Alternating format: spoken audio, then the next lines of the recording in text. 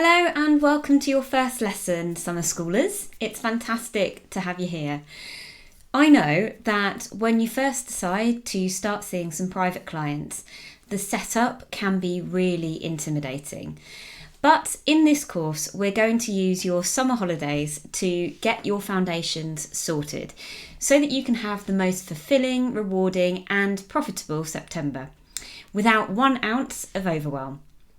Every week, you're going to get a new lesson with a video, or you can listen on the podcast if you prefer. I'll be putting all of these out on the main podcast feed, and a challenge for the week. Each weekly challenge can be completed in just 30 minutes, so it's a very sun lounger friendly course. Throughout the summer, you can ask me and each other for help and support in our Kajabi community. Just make sure that you tag me so I see it, and because I'm on holiday with kids and all of the rest of the stuff as well, do give me 48 hours to respond because, kids. All right, week 1, getting your essentials in place. Now, I know that you're short on time over the summer, so in this lesson, I'm just going to cut to the chase a bit, and I'm going to tell you what I would do in your shoes based on my experience.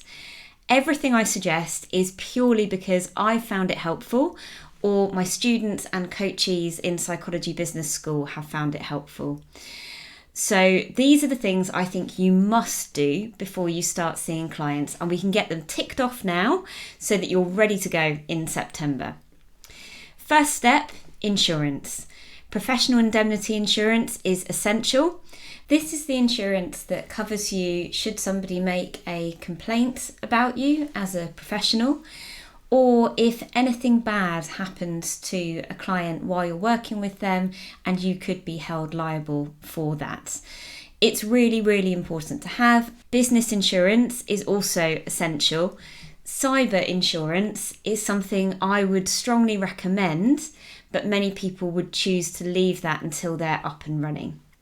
So let's talk about professional indemnity insurance first. This is essential for you to practice as a psychologist or therapist in independent practice. Business insurance is not mandatory until you're at the stage of employing people. However, I think it really makes sense to cover all forms of difficulty that could prevent you from running your business. So for example, if you have business insurance and your laptop gets stolen, then you'll be able to get a replacement very quickly. When we all know in the early days of a business, finding that 500 quid to get a new laptop can be really, really difficult. And it's not very expensive. Business insurance typically is like a £5 a month.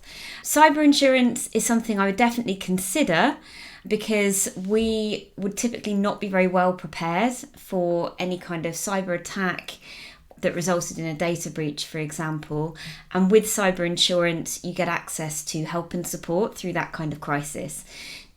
Now, these things do not happen often, but it's on the rise. And I recorded a podcast, which I'll link to under this, that convinced me with a cyber expert that we should really be thinking about this. So I'd urge you to listen to that podcast and also listen to the insurance episode that I recorded with Catherine France, insurance expert, to make your decision about what kind of cover and what level of cover you need. But certainly at a minimum, I would get your professional indemnity insurance sorted, and I would think about looking into business insurance as well at this point. Okay, so next thing on the list to tick off is supervision. Choose a specialist who you're excited to work with, who you think is going to be able to bring something that you need to your practice. So for example, if in the NHS you really wanted to develop your EMDR skills, but you weren't able to do that, find a supervisor that can help you to do that. If you wanted to get supervision from somebody that's worked independently, perhaps in a particular area that you're interested in, like medico-legal, LAC, any kind of client group that you want to work with independently and you're not quite sure how that's going to work, then plug that gap with your supervisor. The wonderful thing about working independently is that we get to choose our supervisors, and we can look for multiple supervisors and sort of magpie people's expertise to bring into our own work. It's a fantastic opportunity, so make sure that you find the right person. There are directories of supervisors. If you're a psychologist, you can use the BPS directory of supervisors, but also use the professional groups. Lurk a bit, search for topic areas you're interested in and see who's speaking authoritatively on those subject areas, and that will be a really good place to start looking for a supervisor. The next thing you need to get sorted is your registration with the ICO. The ICO are the Information Commissioner's Office, and if you're based in the UK, it is mandatory that you sign up and pay £40. It's usually about £40 anyway, every year, and that just helps them to run their office.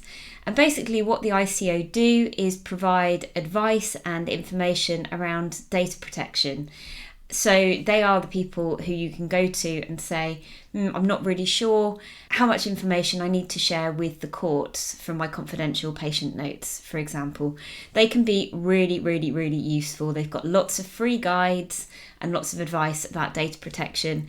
And they've also got quite a useful chat function on there where you can ask a question and then have your answer documented so that you know that if you ever had to prove that you'd thought properly about what to disclose and what not to disclose, you would have that proof in front of you. Also, set yourself up as a sole trader. If you've never run any kind of business before, setting up as a sole trader in the UK is extremely easy. You just go to HMRC, it's the gov.uk/setup self-employed, and I'll put that link in the show notes. And all you have to do is decide on a trading name and register for tax. You may decide further down the track that a different business formation, such as limited company, suits you better for tax reasons, for example. But for now, you're just trying to get set up and your first few clients through the door. So it's a good idea to take advantage of how easy it is to do that in the UK and just get going.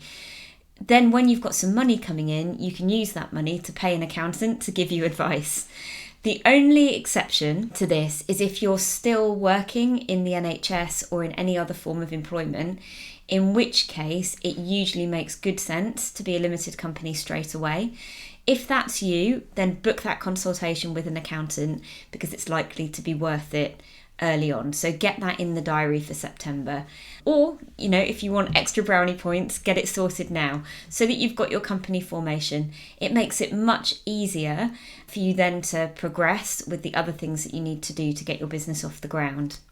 Next thing is get a DBS certificate if you don't have one already through your employment. For anyone that doesn't know, a DBS certificate is simply a document that proves that you haven't had any relevant criminal convictions or investigations in a particular time period.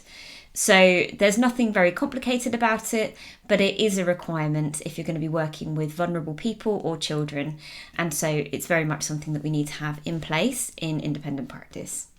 If you do already have one through your employment, then make sure that you're signed up to the update service, because that means that you can just pay a renewal fee every year and your DBS certificate will never run out. And they're a bit of a faff to get if you don't already have one. Now, if you don't have one already, don't panic. If you're a psychologist, you can use the BPS service in order to get your DBS certificate through them, and I will link to that in the show notes. If you're not a member of the BPS, there are other umbrella companies that will help you apply, because you do need to apply through a company.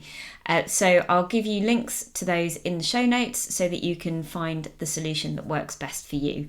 But just make sure that you get that sorted. Okay, so that is all you have to worry about for week 1 of the summer school. And I know that some of those things will seem daunting, but I promise you, if you set a timer and you're intentional about it, this can be done in 30 minutes. Just don't overthink it, okay? Because none of these things need to be perfect at the beginning. None of these things need to be perfect. They just need to be good enough at the beginning of your practice. You will continuously update your systems and change things as your business grows and develops. For now, we just don't want anything to be holding you back in September. So set that timer, 30 minutes, and get it done. All right, so your task for this week is just to sort out all of the above. It's boring, but knowing that you have this stuff in place will allow you to get on with the more interesting stuff in September. You don't want to be faffing around with this when you want to be working with clients. So set timer, 30 minutes, go.